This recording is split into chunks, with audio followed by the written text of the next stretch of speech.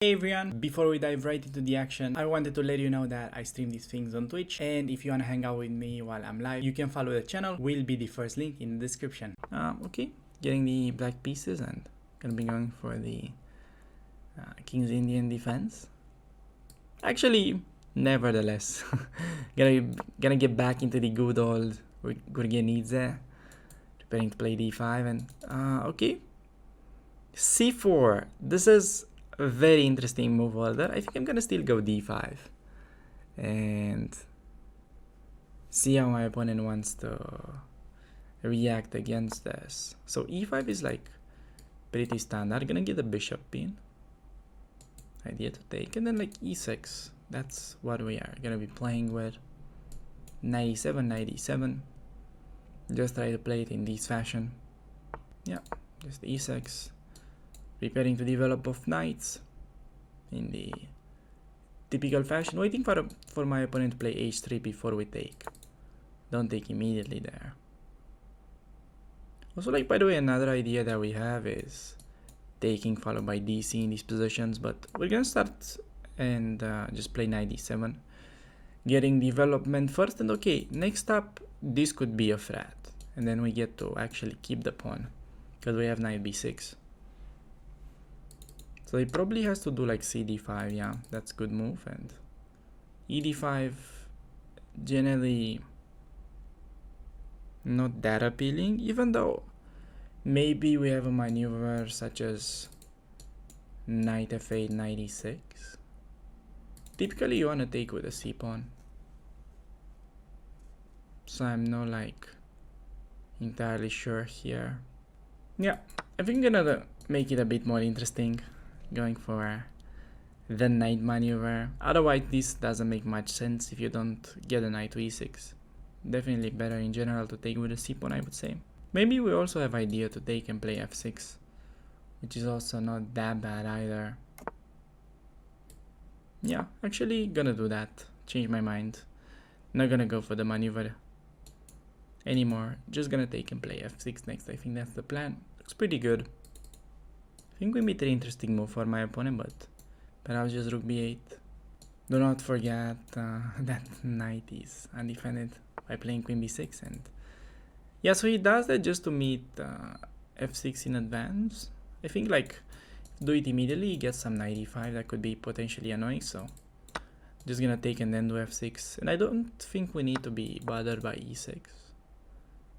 Maybe we should, but I have a feeling that pawn is pretty weak there, and get d6 square.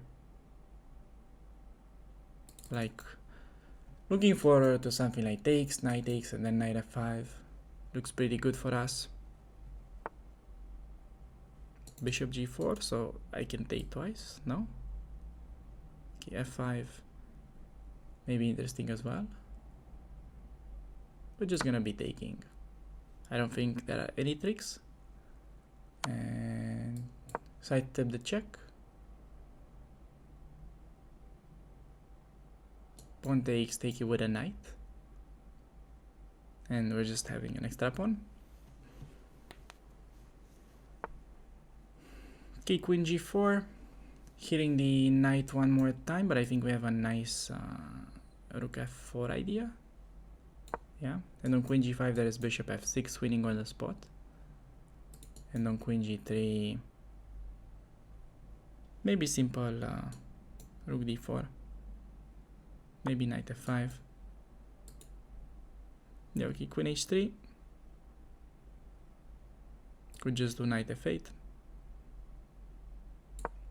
Threatening rook h4 and knight e6. Or like knight e6 immediately. Okay, we see bishop to g4. Against this, I think rook takes d4 might be the easiest.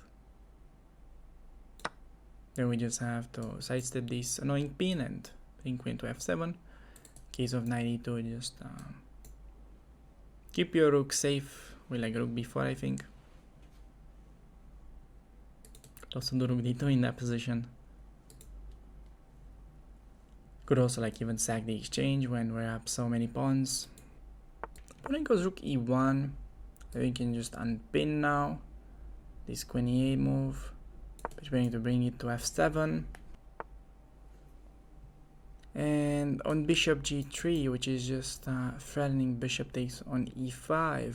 Well, e4 is definitely a candidate and probably the move, making the pawn safe and opening up bishop's path.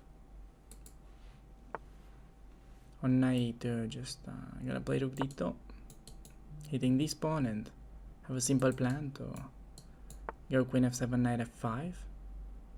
Yeah, he goes knight f4, so we could go greedy, but we don't need that pawn.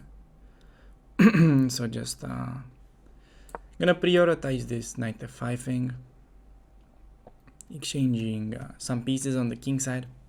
My king is definitely very safe with the fianchetto bishop and the knight on f8, so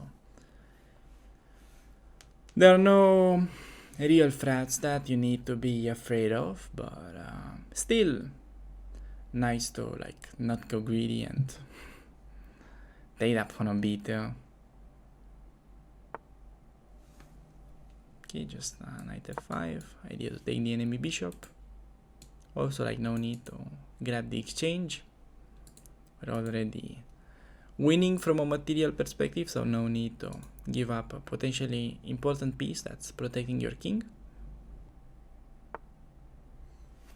And on knight e2, just gonna be eliminating the enemy bishop and perhaps taking the exchange next, because that we've managed to get rid of the enemy dark squared bishop, so taking the enemy rook now is definitely safer. Yeah, just collecting, and I think we'll need to get our knight into play.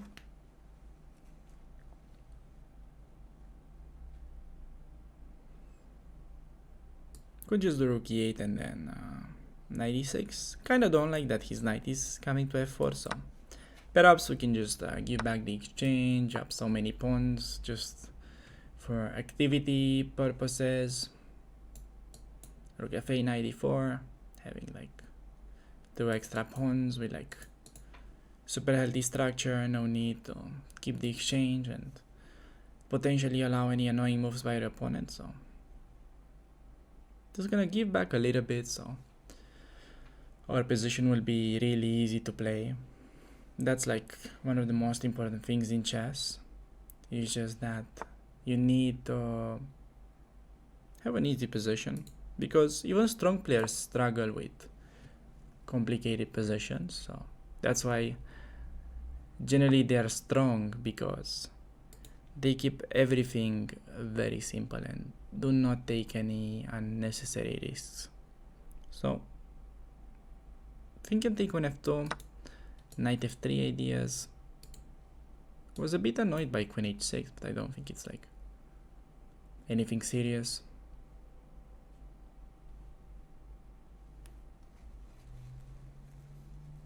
Can at the very least play queen f6, queen g7.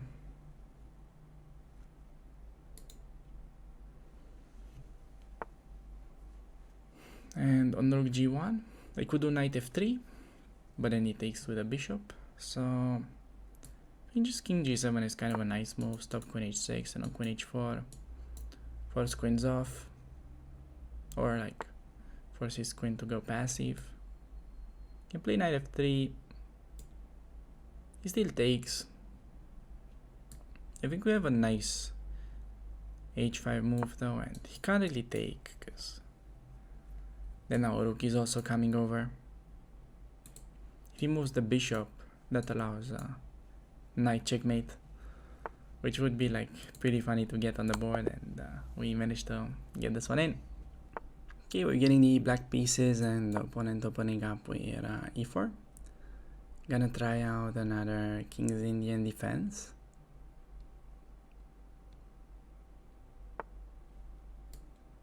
And we're gonna be going for the Gourgenidze system, most likely.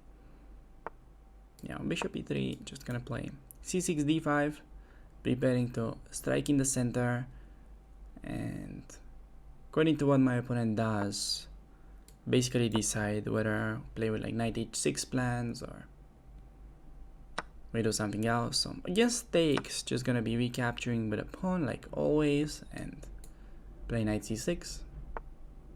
Oh, that's not really working. Just collect the free bishop and still get to play the game. Could take another pawn if I'm like going greedy, but I feel like there's no need to, and we could just develop, get ourselves castled. Already completely winning, no need to run after this kind of pawns when you're like undeveloped. Does h4. Just getting ourselves castled is pretty important, and okay, maybe then could think about these kind of pawns more, but not like when you're underdeveloped. So I'm gonna pin my opponent, reinforcing knight takes on d4 at frat, and game should be like pretty easy to win now. So queen b5, but just gonna take that knight first, take the pawn on d4.